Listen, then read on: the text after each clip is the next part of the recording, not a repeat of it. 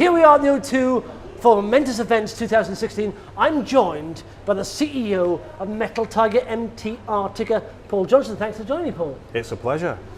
Do you know what? First time I met you in person, I've chatted to you on the podcast lots of times, and you've got something about you. Thank you.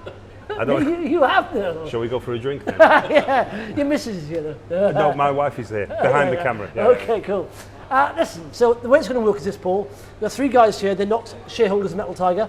They don't follow you on the Vox Markets app, which means if they do follow you, they get your RNSs, and you like to deliver an RNS, don't you? You love every that. now and again, yeah, every now and again.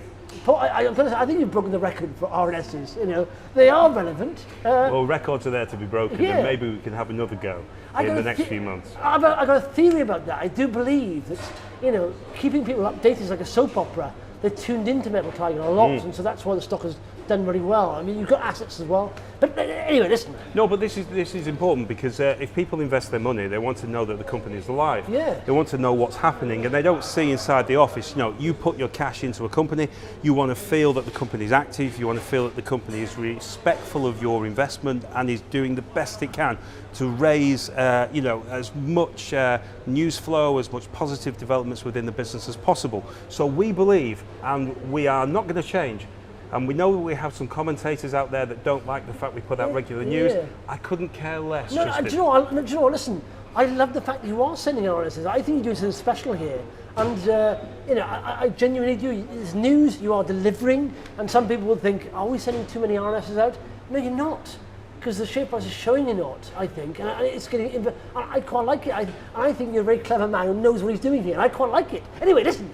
It's not for me. Shall we go for a drink? Yeah, listen, I've held stock in MTR before, you know that. But these guys don't. They don't follow you. So what we're going to do, first and foremost, you've got a lot of things going on with Metal Tiger. If you could, in 1 minute, sum up what Metal Tiger is all about.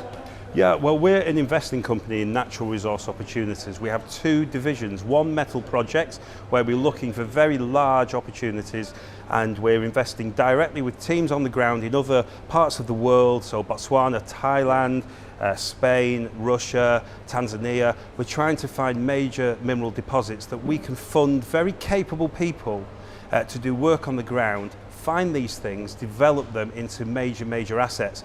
And we're doing quite well at the moment with one of our projects in Botswana showing itself to be a substantial opportunity in copper silver. We've also got an asset trading division where we buy and sell shares, warrants in natural resource companies that are on listed exchanges. We like stock that's listed because we can trade it and make some money, and we've made money pretty much from the off in terms of our asset trading operations, and that cash is reinvested into our business for our projects arm, so we don't have to dilute the share as much and raise money through the public markets. So it's a balancing model of trading, trying to make some cash, reinvesting it into our projects to find major deposits. Yeah, and to be honest, you know, with any company you have to know the background, and Paul himself, you know, a very modest guy, but he's a very good investor, and I think you cover off two parts of the business very well. You know your stuff when it comes to investing, in especially small resource companies, and then you've got the main man there, and give a bit of background about the main man there who's done 100 baggers 20 times. Oh, Mr. Grammer. Mr. Grammer, yeah. Terry Grammer. We have Terry Grammer as our chairman. He's been involved in 3 or 4 scenarios where the market price of a company and the market value has gone up by tens or 100 times in one case. And the most recent example is Sirius in Australia, where he was involved with the Nova nickel discovery as a member of the board of Sirius, and they found Nova, which is a nickel sulfide deposit in Western Australia, and the share price went from 5 cents to $5 in about 8 months. You know, and this is what we're in the game for. You know, we don't 20%, 30%, 100%. Oh no, don't bother. If you're in this business, it's high risk. You want the big returns. So, and he's had 3 or 4 of these, and so far with Metal Tiger as chairman, he's had a fair old return. I think in the last few months he's seen 2 or 3 times, 4 times on the share price. We think we've got a fair old way to go, so that's what we're focused on now.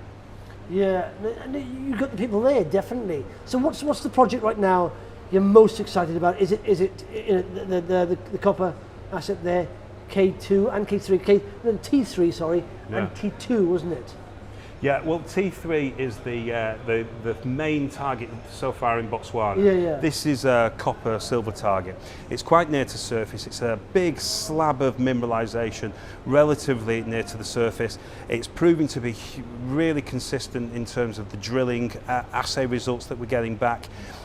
What you want to find when you're in this game is a substantial size deposit that's consistent in nature with really good grade, good mineralisation in a good environment to do business. And in Botswana, we've got just that. Is it a dream project for us? Can it massively change our company? It may well be, and we're hugely excited by that at the moment. But we shouldn't decry the rest of the business because we have a diversified model. And Thailand is probably, our next focus, and we're on the cusp of signing a major new commercial agreement for a silver lead zinc mine. This is a mine that was in production for many decades, but went out of production in 2002. The mine has got 26 kilometres of underground tunnelling. It's got a production plant on site. It's still there. So you could almost switch it on, but you've got to do some refurbishment works to get it running again properly. It's got all reserves underground ready to mine. It's a perfect scenario for an investing company such as ours, and it's a nice piece of diversification for the Botswana copper silver project, which is exploration development. This is actually near-term production in Thailand, so it's a really nice mix. And those are our kind of top two at the moment, but there may be more. Yeah, but oddly, I think your strength is also your weakness, because you've got so much going on for a new investor. It's almost hard to keep track of it all. But that's also a strength, because you've got many fingers in many pies, and and like I said, you've got two sides of the business, and also headed up by two guys who know how to invest on the investor side, and on the geological side, a guy who's also proven his worth. So anyway, listen. Any question, guys? Any questions at all before Paul go for it? How stable is the government and the operating environment in Botswana? Well, Botswana is pretty unique in Africa because their method of managing their affairs is hugely transparent, very positive. They're commonly quoted in London as they being the Switzerland of Africa. They do everything entirely above board, totally focused on foreign direct investment and supporting the people and companies that want to invest in country. It's a beautiful environment, and for us to find what we found in Botswana alongside our partners MOD Resources, who are listed on the ASX with the ticker MOD. They have 70% of the project, we have 30%. It is phenomenal because you really do want to feel comfortable in the environment that you're working in, and in Botswana that's absolutely the case. And that's a very good question, because like you say, you can have the best asset in the world. If it's in a corrupt country, then you can do all the work and they just take it off you if they want to. So it's a very good question. Any more questions, guys? So, obviously the share price has risen a fair bit since the start of the year, from sort of penny to where you now, over 3 pence. Yeah, 3.5 pence. I missed the boat. Wonderful question. And if you compare this to, say, the Syria situation, when the shares were trading at 5 cents, they went up to 17.5, 20 cents, and maybe the same question had been asked then. What would the answer be? Well, a few months later, the share price had moved up to $5. Now, I don't know what's going to happen in terms of our share price. It's market dependent, sentiment dependent, and company dependent. Lots of different elements, some of which we have control over and some of which we don't. I can promise you that the team is hugely active and focused and working like dogs to push the business forward. I can promise that the existing interests that we've got are not the end of the road. There's plenty more to get on with and develop, and new things to bring on board. I am absolutely astonished with the quality of the portfolio that we're building within the business. We have some superb assets, but we've got Terry Grammer behind us, who is has a level of knowledge that surprises everybody. We've sat in city meetings, 30, 40, 50 meetings with lots of different people with technical capability, and they can talk about any commodity in any environment, any part of the world, and he knows his stuff. And he's over everything that we do. And that's the reason why we're building the business in Thailand in the way we are, why we were able to secure the Botswanan interest, why we're working in Spain. He's behind it. And there are so many opportunities out there. And the quality of what we've got within the portfolio is superb. So I don't know where we're going share price wise. I think we've got a pretty decent chance of a good run upwards, but It's not for me, that's crystal ball gazing. And as Terry would say, his crystal ball is cloudy, so he can never see the precise direction. But I can promise that we'll do everything we possibly can to build this company far, fast, and to as big a value as we can possibly get in the shortest possible time by doing good quality work on the ground and investing in the right way in this sector. Yeah, I've got to say, you know, I've seen a lot of companies that have CEOs that pretend to be building value, but I know these guys, even just writing RNSs at the frequency you do, is not easy because it's got to be passed by nomads and all this stuff. It's hard work, even just doing that. But I know you can tell you are working very hard to build a lot of value. Anyway, what do you think, guys? So what's your name, sorry? Mike. Mike? Yes. Is Metal Tiger on your Vox Markets watch list now? Watch this, absolutely. Yeah, okay. Convinced. What's your name again? Chris? Yeah, absolutely. Absolutely. You've convinced 2 out of 3 there, Paul. Ted, is it Ted? On there, yeah. Yeah, do you know what? Listen, you've got to, even if you're bored and you want to read something on a daily basis, you get an RNS from Metal Tiger. Yes. Well, why bother with a quarterly newsletter when you can do it Exactly. on a regular basis? Now, have you still got Metal Tiger shares? Do you know what? I sold that. I did really well. I bought. They were trading in a range. You know this, from sort of 0.8 to point, up to 1 pence. I bought at the low range. They're probably my best performer in the last 2 years. I did almost a 5-bagger on these, and I thought, right, that's enough. I didn't agree. Come back, but I'm still looking to get back in. But I do believe. Well, you're not back in yet. Not back in yet, but they're on my watch list. Okay. But listen, I believe that, like I said, there are lots of CEOs. Don't get your timing there are wrong. lots of CEOs who pretend they are working. They're not.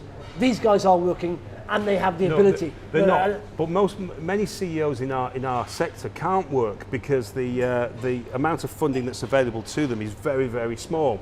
And so if they try and do anything, they're restricted. Now, the way you get around that is by innovating and doing the very best you can to generate work with a limited amount of finance. The advantage is right now the projects and opportunities are still lowly valued.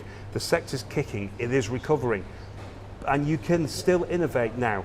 In a 6 months' time, 12 months' time, when the sector's been strong for a good period, then the projects will be more expensive. The people selling things will want more. The markets will, but there'll be more finance around.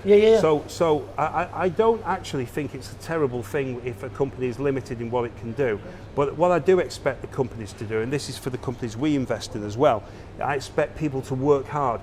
There are decent working people in different parts of the United Kingdom and elsewhere that take some of their cash and they invest it from their pension or from their available, cash in their bank account. They invest it in a company, and if they invest it with us, I promise them that we will put everything into making that money work for them and giving them a return. It's our job, it's our duty, and if we don't do it, we should be fired.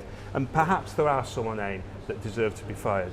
But Metal Tiger is not one of them. All of our team, in every role that they're involved with, works very hard and diligently for the investor base, and that is not going to change. Yeah, well listen, you've scored 3-0 here, and I believe in you. I mean, you said several things on the podcast that have been on me that have stuck with me, and just as small nuggets stuck in my head, things, this guy's a very sharp guy. And listen, Metal Tiger, will, as long as you're there, will always be on my watch list. And you scored 3-0 here, so well done. Thank you guys. very much. You're on the watch list. I'm Thanks not going to much. argue with these guys. No, exactly.